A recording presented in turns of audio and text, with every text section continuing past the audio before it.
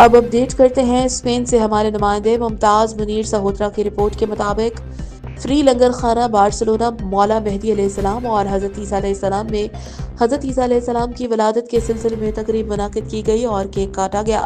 تقریب کا آغاز تلاوت قرآن پاک اور نعت رسول مقبول صلی اللہ علیہ وآلہ وسلم سے ہوا، جبکہ مسیحی رہنما الیگزینڈر راجو، سید فخر عباس شاہ، میاں عبدالرؤوف فرائیں، سید انیس تبسم ایڈوکیٹ، ممتاز منیر سہوترا اور سید توصیف شاہ اور مولانا عبدالرشید شریفی نے حضرت عیسیٰ علیہ السلام کی سیرت بیان فرمائی اور کہا جب تک ہم حضرت عیسیٰ علیہ السلام پر ایمان نہیں رکھتے ہمارا عقیدہ ہی مکمل نہیں ہوتا، جبکہ الیگزینڈر راجو نے فری لنگر خانہ بارسلونا کی انتظامیہ کا شکریہ ادا کیا جنہوں نے سمندر پار کرسمس کی خوشیوں کو دوبارہ کیا۔ اس موقع پر وطن عزیز کی سلامتی اور دنیا میں امن کے لیے خصوصی دعائیں بھی کی گئیں۔ تقریب کے اختتام پر کیک کاٹا گیا۔